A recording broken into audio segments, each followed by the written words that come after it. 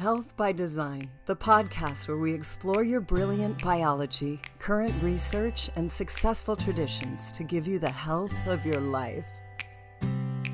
Your teeth are alive. How to keep them that way.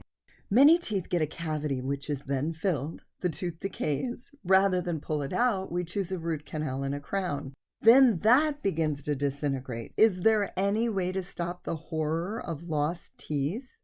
It seemed as though about 20 years after a root canal, the now dead tooth that the dentist had tried to salvage would fall apart. Then I saw someone I loved dearly begin really losing their teeth. And I knew that if I didn't change something, that would be me in 20 years. So I did something. I did some research and I made some changes. I have not had further decay in my teeth since then. Yes, I still have damage from years past, yet all of my remaining teeth are strong and healthy. But I was determined to keep my teeth. I ended up learning a lot. I wrote a book called The Health Toolbox that included unusual ways to improve dental health. Today's episode highlights these. So, reversing tooth decay from brief stories of the people that Dr. Price met on his 150,000-mile journey, their lifestyles, and what nutrients gave them healthy teeth, resistance to disease, and strong bone structure, many of the people lived their lifespan without cavities. Quote, not uncommonly, people who are burying themselves with their teeth look upon those who are disturbed by our modern diets as food faddists or freaks. Unquote. That's what Dr. Price said. Cavities, or caries, from the Latin word rottenness, C-A-R-I-E-S, as it turns out, seems to be a good indicator of health on many levels. We already know that cavities or caries are related to sugar consumption. Even the American Medical Association admits that. They say without sugar, caries would be negligible, directly from their website, and I'll include a link in the show notes. We all know sugar causes tooth decay, but less known is the huge correlation between cavities and nutrition and cavities, failing teeth, and other diseases, according to Dr. Price's research. First-hand experience showed me that teeth don't stop deteriorating, or they didn't for me, until I was able to get my nutrition up, especially D3 and K2, when I did weekly lunges and cut out daily carbs, not just sugars. So when Dr. Price studied people on their native diets, he found that they had sound facial development, they had sound teeth, and they had strong hearts and physiques. As he studied their teeth and their diets, he arranged to test samples of their food, vitamin, and mineral content, and especially for the fat-soluble vitamins. I'm really excited about digging deeper into this, and that's one of the reasons that I created a course called Nutrition for Anatomy and Physiology. It explores different parts of the body, the nutrients that they need, and the foods that contain the nutrients that they need. Dr. Price also noted the difference in the nutrition. He found that the samples contained much higher quantities of minerals, vitamins, and the fat-soluble activators than similar dairy products available here in America or in Europe or even in the lower Swiss areas compared to the ones high in elevation. So in that area, cows go out to pasture at the northernmost point of the valley, right where the glaciers are melting. There's something special about the butter made from milk from these cows. This butter is so special that the people that live there praise God for it in a festival every year because they recognize that this butter has special strengthening properties. Dr. Price called this strengthening power Activator X, and today we know it to be vitamin K2. K2 tells the vitamin D where to move the calcium to where it belongs in the body. Otherwise, calcium can collect where it doesn't belong, in the arteries or in stones in an organ like the kidneys or gallbladder. And it's critical for healing bones, for keeping arteries flexible, and for healthy immune function. So in his research, he found that a Swiss child might eat a meal of a large slice of freshly ground whole rye bread with an equally large chunk of summer-made cheese eaten with fresh goat or cow milk. They might eat some greens that their family grew as well. And I realize there are a lot of people out there that may not eat dairy or that stay away from grains, but I implore you to stay with me because this research is so fascinating, and I guarantee it'll give you something important for your body, for your family. These children were so healthy that even in this chilly valley, he would find them frolicking barefoot in the cold downstream from the melting glacier when he and his wife required coats and gloves from the cold. Tooth decay was rare there, averaging 1 cavity every 3 people or so.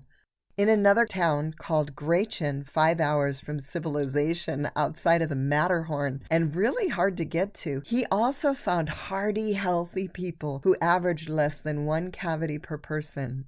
Visperterminen is a town with a similar diet. They had dairy daily, meat about once a week, some green veggies, a few potatoes, and rye was the only cereal grain they used. They grow the northernmost vineyards on their steep hills. The wine and grapes give them more vitamin C and some beneficial bacteria, but the increased sugar in their diet gives them a few more cavities. They have about 2 per person, but it's still far less than what's commonly found in U.S. cities, an average about 14 per person. When he found people with no cavities, they were always eating traditional foods and not the modern foods of civilization. In his book, Nutrition and Physical Degeneration, Dr. Price said, quote, "The individuals in the modernized districts were found to have widespread tooth decay. Many had facial and dental arch deformities and much susceptibility to disease. These conditions were associated with the use of refined cereal flours, a high intake of sweets, canned goods, sweetened fruits, chocolate, and a greatly reduced use of dairy products." And just as a caveat, I want you to know that chocolate with a high percentage of organic cacao, I find to be a healthy source of antioxidants and theanine. So pretty sure he means common chocolate sweets you might find at most checkout stands. So he has amazing stories when he returned to the city and provided a nutrient-rich meal that contained bone broth soup with veggies, a little meat, and freshly ground wheat made into homemade rolls topped with this vitamin-rich butter. He gave it daily to street children at lunch, and he saw that with 1 mineral-rich per day meal, it made a huge difference. Some of these kids that have broken arms healed. Another town, up a mile high, St. Moritz, is a gorgeous town, yet full of modern foods. And the cavities they had, they were like 25 to 29 cavities per 100 teeth, or close to 10 per every mouth. Dr. Price offered to feed their children 1 good meal per day to see if there was an improvement. Some tried to discourage him. They said it was no use for the girls. They should just have their teeth removed and be given dentures before they got married. Yet he prevailed and found reversals in teeth destruction with just 1 mineral-rich meal per day added. In areas where he found higher amounts of tooth decay, he also found higher amounts of tuberculosis and mouth breathing.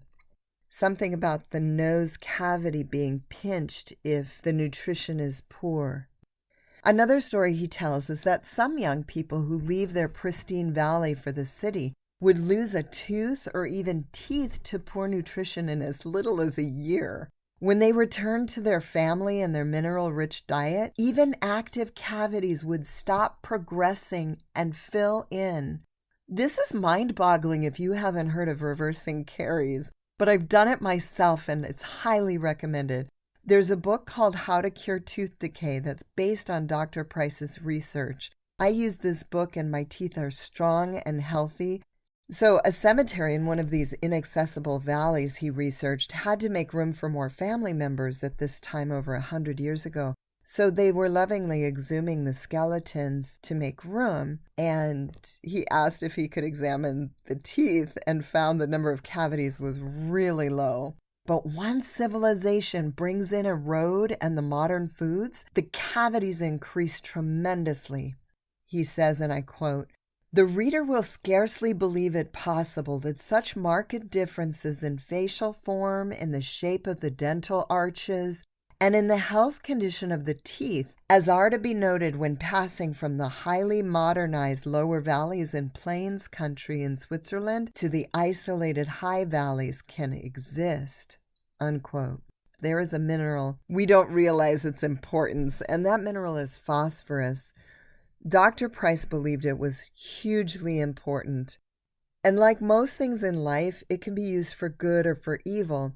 As God made it in the form of grass-fed beef, pastured eggs, wild venison, buffalo, or even wild Pacific salmon, phosphorus is critical to health. But as it is found in sodas and processed foods, phosphorus can destroy teeth and destroy health. Try leaving a shark's tooth in soda for a week. Ew, it gets like rubbery. It's gross. I visited Alaska with my father for a few weeks a few years ago. In the years before Alaska's statehood, they put in the first paved road in that area. It was put in by the military during World War II. But today you can drive through that area and eagles are perched in abundance. Bald eagles, literally in most treetops. It was amazing. We went deep sea fishing and we filled a box the size of your dining room table to the ground with fresh fish that we caught. And honestly, I think we ate it for a year, and my dad was eating it for 3 years.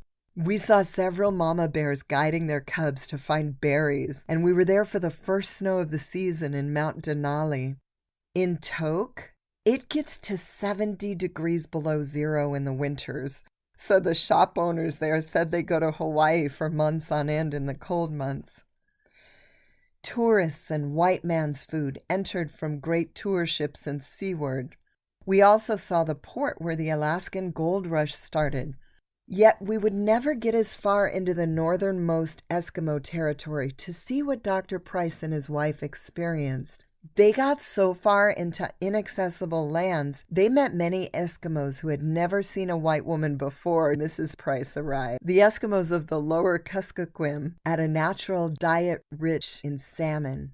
They carried their stocky babies in papooses on their backs, and it is said that these children only cried when hungry or in fear of someone new.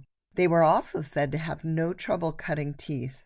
One Eskimo woman continued her native practice of catching and eating much salmon and drying some for eating during the winter months. She married an American mining engineer, and they had over 20 children together. Even after having given birth to 20 children, she still had strong teeth and no tooth decay. Her children and her husband lived on the modern food, however. They had it shipped in from the mainland, and several of her children had died of tuberculosis. Only 11 were still living. Dr. Price found less than 1 cavity per 3 Eskimos eating their native diet, and they used their teeth for crazy things like scraping leather and pulling the marrow off the bones they might eat. This made their teeth smaller, but they were still very strong and healthy. It didn't even bother the pulp within. It was still strong, even when the teeth were ground to the gum line. Dr. Price observed that parents needed a rich diet to have healthy children. It was also important to continue the nutrition, or once the children began eating modern foods, they would need dentists and hospitals that northern Alaska did not have.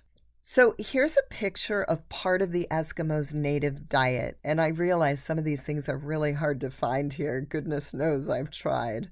So we do the best with what we have here, but salmon eggs are dried, and they're stored as an important part of their nutrition.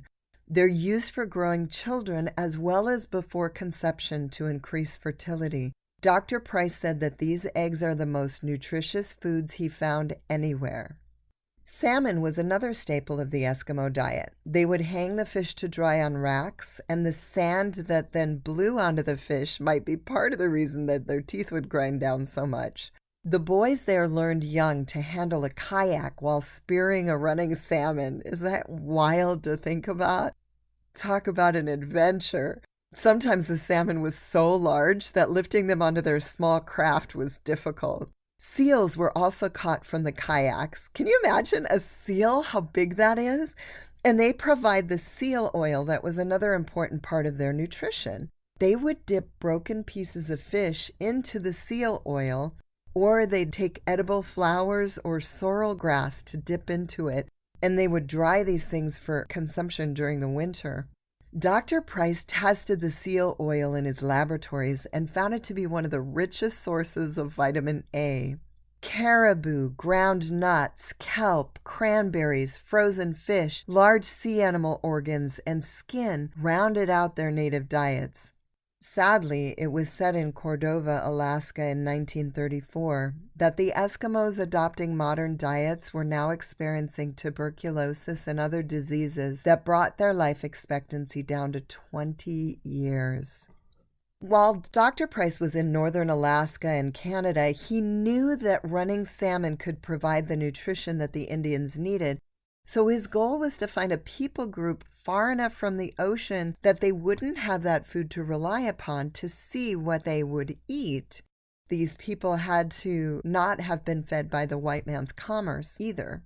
So he found an area with challenging negative 70-degree weather. I wonder if it was Toke, not sure. But that makes keeping a dairy herd or growing seed cereals or fruit almost out of the question. Their diet would be almost exclusively, quote, wild animals of the chase, unquote. So grizzly bears were also common there, and the people knew well how to catch them and use different organs and tissues for reversing or preventing the degenerative diseases that are so common in our world. Of course, I know you probably know that you shouldn't eat grizzly bear liver, at least not a whole one, because it's got way too much vitamin A for health. But in small amounts, it's far more than we get with our common diets nowadays. And you'd be amazed at all the vitamin A deficiencies that I see. Vitamin A is so critical for the mucous membranes of the lungs, keeping them healthy, keeping the immune system healthy, keeping the skin healthy. And in our modern world, there are so many chemicals that the thyroid can be interfered with its normal function, because normally the thyroid would convert beta-carotene to vitamin A. And so we could use a vegetable source for that nutrition, but I found that not all of us can convert that, and that's a serious problem with keeping our immune system up. So something to consider. But it was rare for him to find Indians that ate only natural foods anymore. But those who did had a 0.1% rate of cavities, or about 1 cavity in 30 people. Dr. Price was able to ask through an interpreter if scurvy was not a common Indian disease. He was told that some Indians could get it, he supposed, but his Indians knew how to prevent it. When Dr. Price asked how, this was a big secret that the person needed to get permission from the chief before he would reveal it. The chief said Dr. Price could be told because he was telling their children not to eat the white man's food as he researched. Their secret of no scurvy? The organ meats from animals. The adrenals in particular were prized. They were cut into tiny pieces so that each person of the tribe could have a little. Those who lived on what they called store grub had 18.9% cavities, or about 6 to 7 per person. Those who ate a little bit of store grub and a little bit of the native diet had about 12% of their teeth, or almost 4, destroyed by at least 1 cavity. So these Indians lived largely on wild game, mainly moose and caribou 9 months out of the year. During the summer, some plant foods, barks, and buds from the trees were added, but there was a great emphasis on eating the organs of the animals that they caught. And they even threw the muscle meats, the meat that we find in the grocery store that we eat, they would throw that meat to the dogs.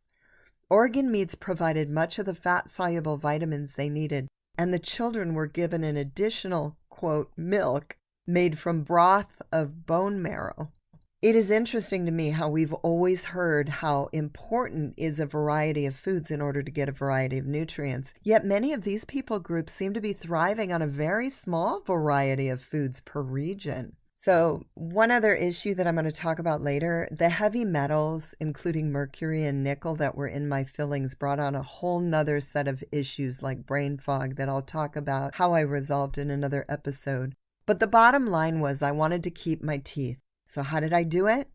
I had already cut back on sugar, yet didn't realize that when grains digest in the mouth, they become sugar and create acidic saliva just like sugar does. Teeth are alive, and the saliva that surrounds them can either heal and repair teeth, or it'll contain the acidic bacteria that destroys them. My teeth were being destroyed even as I ate so-called healthy grains. I hated to hear that. I loved grains and bread, but I wanted to keep my teeth healthy more. I wanted to keep my teeth so badly that I cut back on the grains that were such a large part of my diet when my teeth were an issue. I increased my sunshine and my cod liver oil, and most importantly, for strong bones, I started doing large muscle exercises every week. The real issue for most of us is not that we don't know how to eat or what to eat. Each of us can recognize the difference between Whole Foods and a Cheeto or something, yet why do we make poor choices? My goal with this podcast is to give you the knowledge you need to make your own choices, praying that the info here also gives you the encouragement to make wise choices. None of us are perfect, and my attempts at a healthy diet are also imperfect. I frequently fall off the wagon when it comes to my perfect, ideal diet, if you will. And if someone lovingly prepares something for me, I may enjoy that gift with thanksgiving rather than decline it or even say anything about nutrition. But healthy eating most of the time seems to have been enough to solve the destruction of my teeth. I pray this helps you with yours. I spared you more details to keep this episode a reasonable length. The information is here, though, if you want to see a difference in your teeth.